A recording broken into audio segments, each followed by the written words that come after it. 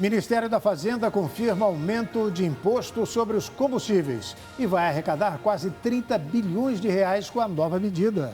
Imposto de renda. Contribuinte que optar por receber restituição via Pix terá prioridade. Eduardo Bolsonaro anuncia loja virtual em homenagem ao pai e vende calendários que custam mais de R$50. Ministro dos Direitos Humanos diz que luta para que assassinos de Marielle Franco não fiquem impunes. O RB Notícias da Rede Brasil está começando.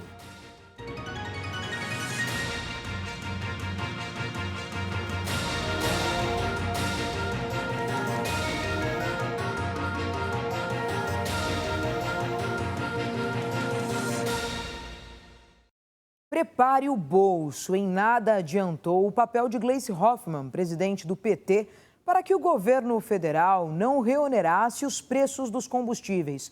Nesta tarde, o Ministério da Fazenda anunciou o aumento de imposto sobre a gasolina e etanol, válido a partir de 1º de março. O Ministério da Fazenda anunciou nesta segunda-feira que haverá aumento do imposto sobre os combustíveis para arrecadar 28,8 bilhões de reais neste ano. Valor anunciado pelo ministro Fernando Haddad em pacote fiscal em janeiro. A pasta não explicou, porém, qual será o percentual de reajuste e nem o valor em reais por litro de cada combustível. Acrescentou somente que os combustíveis fósseis, como a gasolina, serão mais onerados. A decisão foi comunicada após reunião na manhã desta quinta no Palácio do Planalto entre o presidente Lula e os ministros Rui Costa, da Casa Civil, e Haddad, da Fazenda, além do presidente da Petrobras, Jean Paul Prates. Outro encontro sobre o assunto deve acontecer nas próximas horas. Segundo o próprio setor, o reajuste médio nas distribuidoras deve ser de 69 centavos para a gasolina e 24 centavos para o etanol.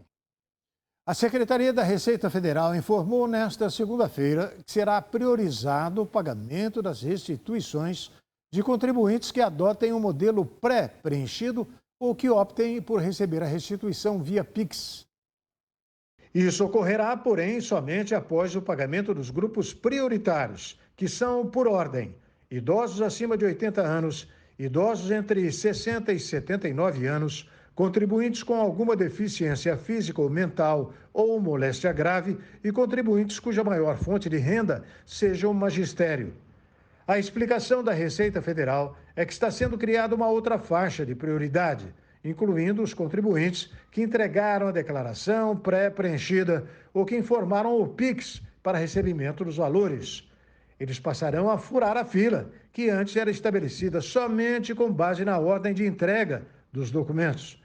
Somente a utilização da declaração pré-preenchida não significa que a pessoa está livre da malha, pois precisará checar as informações para garantir que não há erro.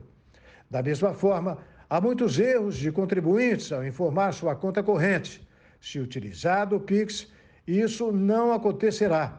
Entretanto, para que possa indicar o Pix, a chave do contribuinte deverá ser necessariamente o seu CPF, não podendo ser e-mail ou telefone. O deputado Eduardo Bolsonaro lançou uma loja virtual para vender produtos com a estampa de seu pai. O assunto foi um dos mais comentados na internet nesta segunda-feira. O deputado Eduardo Bolsonaro, do PL de São Paulo, usou as redes sociais para divulgar o lançamento de um calendário com imagens da gestão de Jair Bolsonaro. O item foi disponibilizado na Bolsonaro Store, um site que vende outros itens com valores que chegam a R$ 109,90. Na divulgação, o deputado anunciou desconto por tempo limitado, além de um brinde para os primeiros compradores da peça. Quem conhece o passado consegue enxergar melhor o futuro. E é para manter vivo na sua memória os bons trabalhos do presidente Jair Bolsonaro é que eu te convido a conhecer o calendário da Bolsonaro Store. Além de fotos exclusivas e de qualidade, você ainda vai poder relembrar diversas das vitórias do presidente Jair Bolsonaro, o melhor presidente da história da nossa República. E a propósito, o nosso sonho segue mais vivo do que nunca. O assunto Bolsonaro Store se tornou um dos mais comentados no Twitter nesta segunda-feira. Usuários fizeram piadas com o lançamento do site, que além do calendário com desconto de R$10 nas versões mesa por R$ 49,90 e parede por R$ 59,90, também vende outros itens, como um troféu sobre uma base de madeira com a silhueta de Bolsonaro, que custa R$ 110. O ex-presidente continua nos Estados Unidos, para onde viajou no dia 30 de dezembro, 2 dias antes de terminar o mandato. E o ministro dos Direitos Humanos, Silvio Almeida, discursou nesta segunda-feira na Organização das Nações Unidas sobre a questão Yanomami. O ministro de Direitos Humanos, Silvio Almeida, disse que os indígenas terão domínio de suas terras do Brasil. Ele deu a declaração ao falar sobre a situação da terra Yanomami durante o Conselho de Direitos Humanos da ONU em Genebra, na Suíça. Não temos medido esforços para restaurar a dignidade dessas populações e garantir-lhes o efetivo domínio sobre suas terras. Os povos indígenas no Brasil, pela primeira vez, têm um ministério próprio, capitaneado por uma liderança indígena. Nenhuma decisão sobre seus direitos será tomada sem a sua efetiva participação. Os indígenas da etnia Yanomami sofrem com desassistência sanitária e enfrentam casos de desnutrição severa e de malária. Em 20 de janeiro, o Ministério da Saúde declarou emergência de saúde pública no território por causa dos problemas.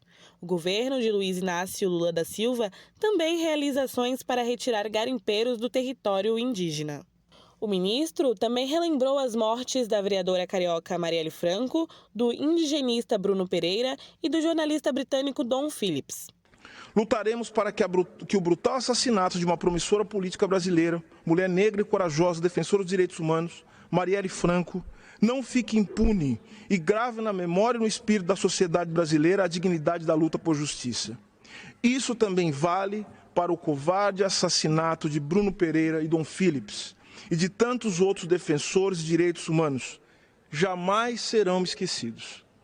Almeida afirmou que o Brasil reavaliou as 306 recomendações do Conselho de Direitos Humanos para as medidas estarem refletidas na política interna do país.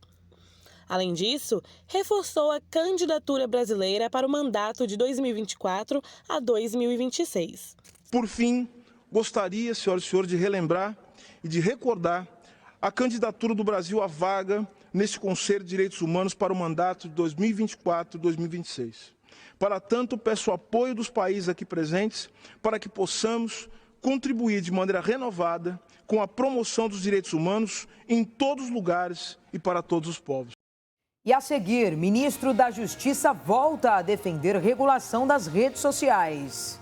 Equipes de resgate continuam com as buscas vítimas das fortes chuvas que mataram 65 pessoas no litoral norte de São Paulo. É daqui a pouquinho essas e outras notícias. O RB Notícias volta já.